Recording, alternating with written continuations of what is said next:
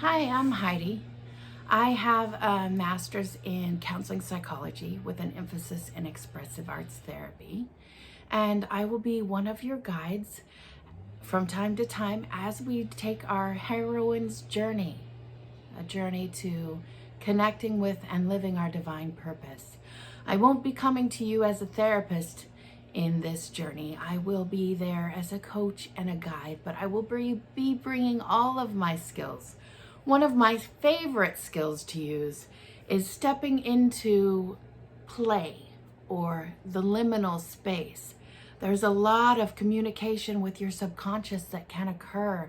And so you can really pull up resources and pull out some supports that you may not have had access to without play. So I'd like to invite you to play with me for a little bit here.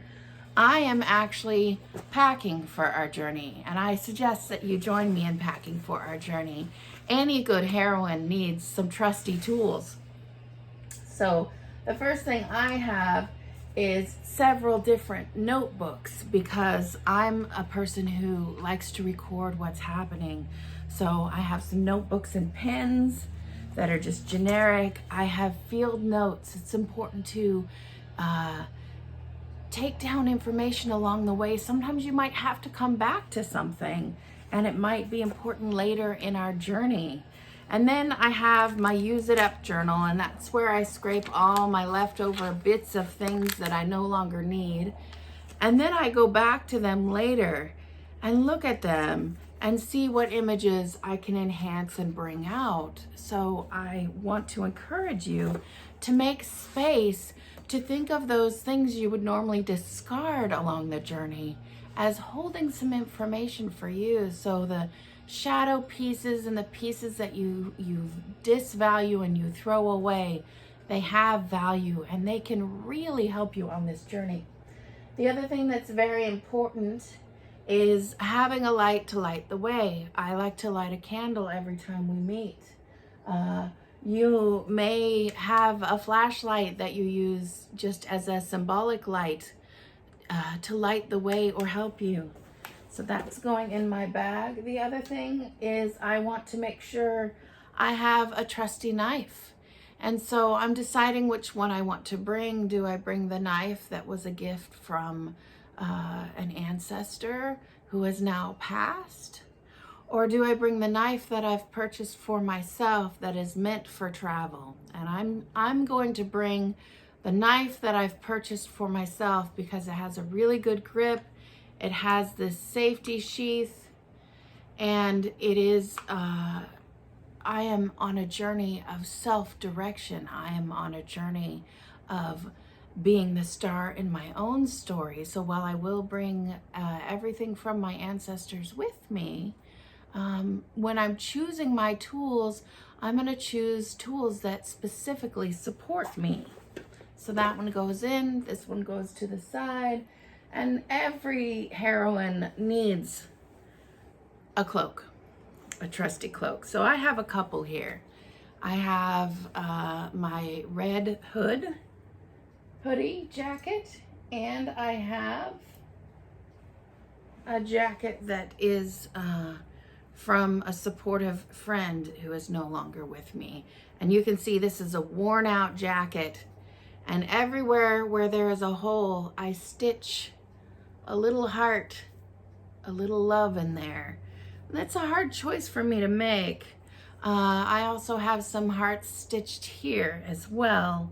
So I think I'm gonna take the red hood because Red Riding Hood is a story I like because she confronts the wolf and she outsmarts him, and I'm gonna need my smarts. Which reminds me, another thing about my trusty knife is it can help me cut through to the chase. It will help me really focus in and cut away the things that are buzzing in my brain that aren't really here to support me. So we'll take my red cloak. So I am now outfitted. Also, you need some sort of a vessel so that you can quench your thirst. And you need something to ignite your spark. and I have a couple choices here. And I'm gonna go with the matches because they're lightweight, they don't run out of fuel, and every time they strike, and the little match bodies can burn later as well. So I'm gonna put that in my backpack to remember and honor the spark inside me as I take this journey. And I invite you to pack your bag. You can use actual items like I just did, or you can use imagination and imagine what you might pack. Do you need a compass or a map? Do you want a camera? Do you take a knife to help you cut through vegetation or cut through to the heart of things? How do you remember and honor the spark of you as we continue this journey? And because I've literally held all these things and put them in this bag, when I'm on that journey, I will remember this process, and it becomes something supportive. So when I start to lose my way, I'll remember I packed a flashlight. I'll remember I can do this. I can take this journey. I have the courage and the strength to do it. Before I leave you here, speaking of courage and strength, I want to invite you to join me if you have a piece of fruit or a cracker or a piece of bread, and then a glass of water. So what I'd like us to do is to set some intentions. What are we planning to do? And then take in that support, because before a big journey, you have to make sure you're hydrated. You have to make sure you're fed. You have to take in the gifts that you have. So let's start with the water. I'd like you to imagine this water and think about all the things that water brings us, all the beautiful things, how it hydrates us, how it gives us the strength to continue if we're hiking, how it feels when your thirst is quenched. So let's set the intention that on this heroine's journey, when we get to the end, our thirst will be quenched.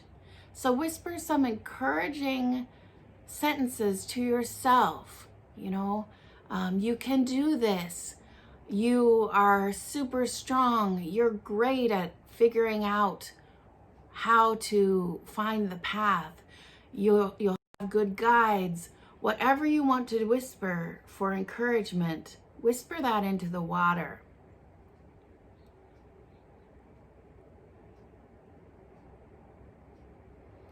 And when you're done, drink that in.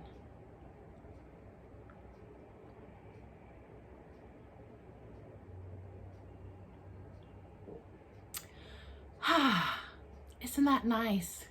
Now you're hydrated for the journey.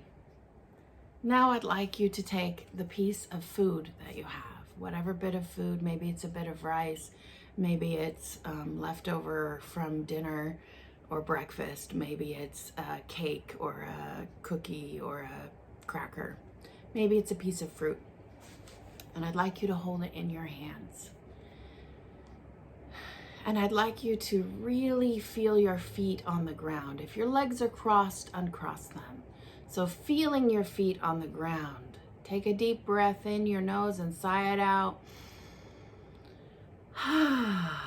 And holding this piece of food as if it were food from the gods, as if it came from the divine and it is a blessing to you.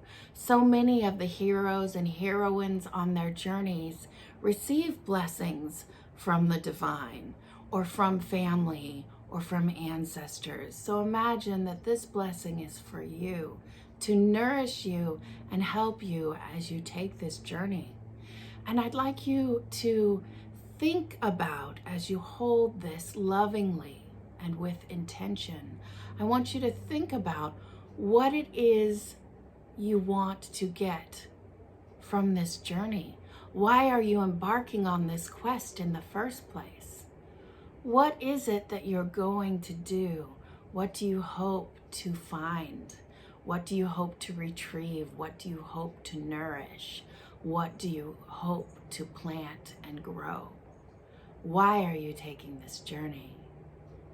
And I want you to put all that energy of self-love, because you must have care for yourself, because you have decided to take this journey.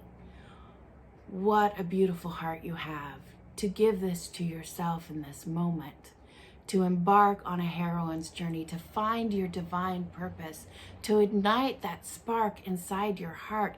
I want you to think of all of these things and transmit them from your heart down your arms and into your hands and into the food, the fruit, the beautiful, nourishing bit from the divine that you are holding right now. Infuse it with all of this intention and all of this hope and all of this love and all of this joy.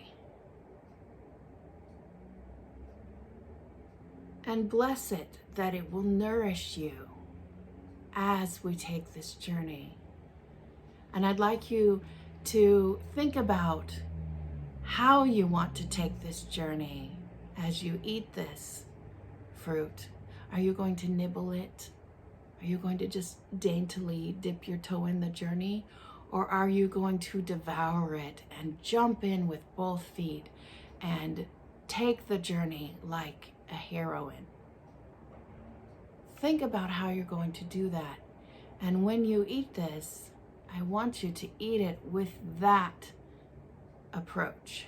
So we'll take the first bite together and take in the blessing of nourishment for the journey to come.